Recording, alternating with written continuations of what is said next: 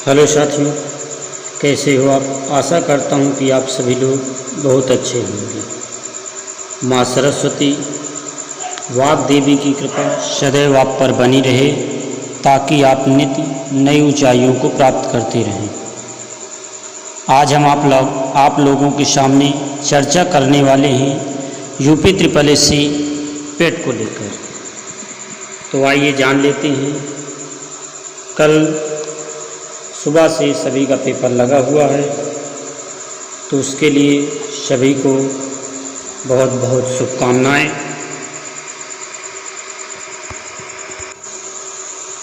Admit card सभी लोगों ने डाउनलोड कर लिया होगा। तो एडमिट कार्ड में आप लोगों का सेंटर जहां गया होगा वहां आप लोग पहुंच रहे होंगे। आप लोगों के सामने हम कुछ ज़रूरी चीज़ें बता देते हैं, जैसे कि आप लोगों को इसमें ध्यान देना है।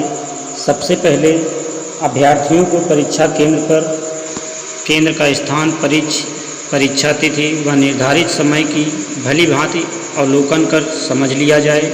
यह भी सुनिश्चित किया जाता है कि आवेदन पत्र में अंकित अर्हता पात्रता की जांच आयोग द्वारा नहीं की गई है, अतः विज्ञापन में अर्हता पात्रता को पढ़कर अभ्यर्थी स्वयं सुनिश्चित कर लें कि पूर्णतः पात्र होने की दशा में ही परीक्षा में सम्मिलित हो। आयोग द्वारा जांच करने पर यदि किसी भी स्तर पर अभ्यर्थी अनर्ह या अपात्र पाए जाएंगे तो उसका अभ्यर्थन निरस्त कर दिया जाएगा। आप लोगों के लिए परीक्षा का जो समय है इसमें साफ साफ लिखा हुआ है कि जो हमारा परीक्षा केंद्र पर परीक्षा प्रारंभ होने के निर्धारित समय से 2 घंटे पूर्व कब पहुंच जाना है आप लोगों को, तो 2 घंटे पूर्व पहुंच जाना है। याद रखिएगा, 2 घंटे पूर्व पहुंच जाना है परीक्षा केंद्र के मुख्य प्रवेश द्वार पर। परीक्षा प्रारंभ होने के 1.5 घंटा जो 1/2 घंटा दिया हुआ है, इस पर 1/2 घंटे पूर्व मुख्य प्रवेश द्वार क्या कर दिया जाएगा, आप लोगों को बंद कर दिया जाएगा। इस बात का ध्यान रखिएगा। जो मुख्य प्रवेश द्वार है वो 1.5 घंटे पहले बंद हो जाएगा। अभ्यर्थियों को परीक्षा कक्ष में प्रवेश नहीं दिया जाएगा, अतः परीक्षार्थी केंद्र पर यथा समय पहुंचना सुनिश्चित करें। प्रत्येक अभ्यर्थी द्वारा कोविड प्रोटोकॉल का पालन किया जाना अनिवार्य होगा। अभ्यर्थियों द्वारा परीक्षा केंद्र के बाहर व केंद्र के अंदर सोशल डिस्टेंसिंग का पालन किया जाना चाहिए। अब देख लीजिएगा अभ्यर्थियों द्वारा क्या क्या लेके जाना है, तो बता देती हैं। सबसे पहले यहाँ पर 1 मिनट रुकिएगा, दिया हुआ है, डार्क कर लेते हैं थोड़ा कलर।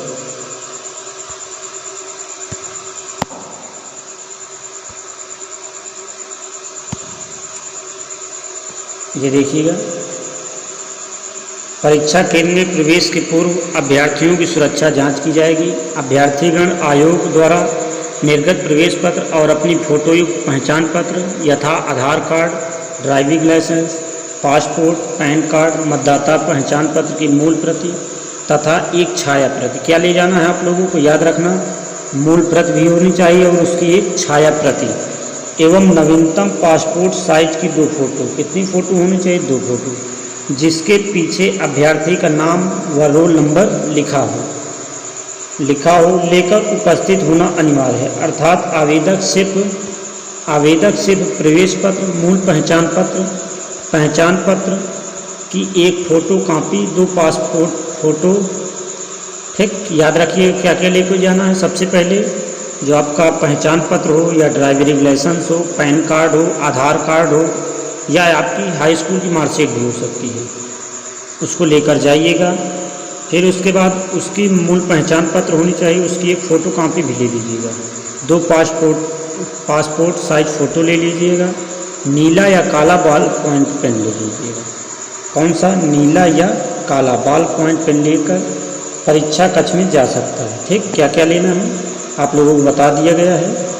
फिर इसके बाद अभ्यर्थी किसी भी तरह के calculator, mobile phone, bluetooth device, iPad, pen drive, hard disk, data card, किसी भी तरह की हाथ की घड़ी, कोई विद्युत सामग्री या तार, कोई भी सामग्री जो धातु से बनी हो कान में लगी हो किसी भी तरह की मशीन कागज़ पर बनी सारडिया, ग्राफ शीट, मानचित्र, स्लाइड, रूल्स आदि को लेकर परीक्षा केंद्र के भीतर नहीं जा सकेगा।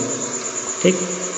फिर इसके बाद दिया गया परीक्षा केंद्र के मुख्य प्रवेश द्वार यानी प्रवेश द्वार पर सुरक्षा जांच के समय किसी अभ्यर्थी के प्रवेश पर पहचान पत्र व उपस्थित अभ्यर्थी की फ़ोटो में किसी प्रकार की भिन्नता अथवा विसंगत पाई जाती है तो सुरक्षा जांच टीम द्वारा उसे परीक्षा केंद्र के हेल्प डेस्क को संबंधित किया जाएगा। जांचोपरांत ऐसे अभ्यर्थियों को परीक्षा में औपबंधिक रूप से सम्मिलित किए जाने अथवा न किए जाने के संबंध में केंद्र अधीक्षक का निर्णय अंतिम होगा। जब वहां पर आप पहुंच जाओगे, जिसकी फ़ोटो मिलान नहीं होगी उसको अंतिम जो माना जाएगा उसका निर्णय केंद्र अधीक्षक करेगा कि ये बैठेगा लड़का कि नहीं बैठेगा। इसके बाद अगली बात कही गई है, परीक्षा केंद्र में प्रवेश के उपरांत अभ्यर्थीगण सीधे अपनी आवंटित परीक्षा कक्ष में जाएंगे और निर्धारित सीट पर बैठेंगे। केंद्र परिसर में निर्धारित कक्ष के अतिरिक्त अनावश्यक भ्रमण किए जाने पर परीक्षा केंद्र अभ्यर्थियों को परीक्षा से वंचित किया जा सकता है। परीक्षा केंद्र कोड 5 अंकों का है, तो याद रखिएगा परीक्षा केंद्र कोड जो होता है वो कितने अंकों का होता है? 5 अंकों का हमारा होता है। तो यहाँ पर कितने अंकों का? 5 अंकों का होता है, जिसमें प्रथम 2 अंक किसके होते हैं? जिला कोड के, तथा अंतिम 3 अंक परीक्षा केंद्र कोड के होते हैं। अतः अभ्यर्थी उत्तर पत्रक पर परीक्षा केंद्र कोड भरते समय इस बातों का ध्यान रखते हुए 5 अंकों में परीक्षा केंद्र कोड भरेगा। कितने अंकों में भरना? हमको 5 अंकों में। जो हमारी OMR सीट मिलेगी उसमें 5 अंकों को परीक्षा केंद्र को डालना है आप लोगों को।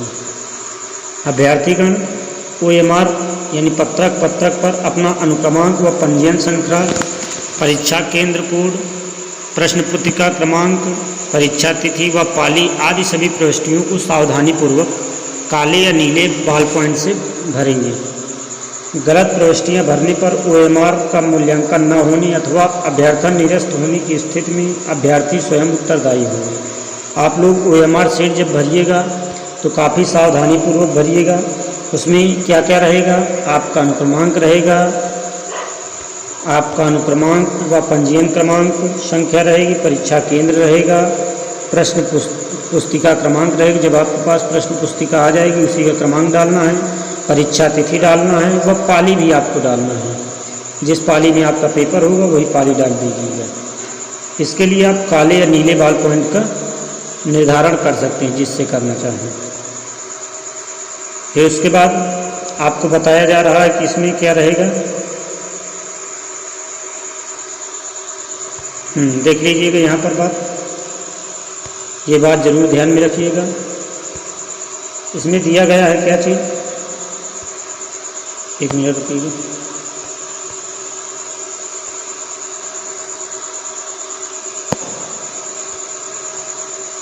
देख लीजिएगा प्रत्येक प्रश्न का क्या होगा। एक मिनट कलर रखने दूसरे से। हाँ देख लीजिएगा, यहाँ पर बात कही जा रही है कि प्रत्येक प्रश्न का केवल एक ही उत्तर देना होगा। जो प्रश्न होगा उसका केवल एक, जो आप लोग मार्क करोगे वो एक ही में आंसर करना होगा। ओवर राइटिंग और एक से अधिक उत्तर देने की दशा में प्रश्न के उत्तर को गलत माना जाएगा। आयोग का कहना यह है कि OMR सीट जब भरोगे तो आप एक क्वेश्चन में एक ही आंसर दोगे, अन्यथा क्या करेगा? वो गलत माना जाएगा। गलत या त्रुटिपूर्ण उत्तर के लिए 1/4 यानी 25% अंक काटे जाएंगे। इसका मतलब ये होता है कि आपकी माइनस मार्किंग 1/, कितनी की है? 1/4 की है। याद रखिएगा 1/4 की माइनस मार्किंग आप लोगों की है। उसके बाद प्रत्येक प्रश्न के लिए 4 विकल्प उत्तर होंगे, ABCD में अंकित रहेंगे। अभ्यर्थियों को सही उत्तर निर्दिष्ट करते हुए उनमें से केवल एक गोले अथवा बबल को OMR पत्रक पर काले या नीले बॉल पॉइंट से भरना है। याद रखिएगा आप लोगों को जो OMR सीट मिलेगी उसमें 4 आप लोगों के लिए विकल्प होंगे ABCD। उसमें जो आपको सही लगे उसी को आप लोग भर दीजिएगा। गलत आंसर बहुत कम करिएगा क्योंकि माइनस मार्किंग दी हुई है। इतनी ही जानकारी आप लोगों को शेयर करनी थी।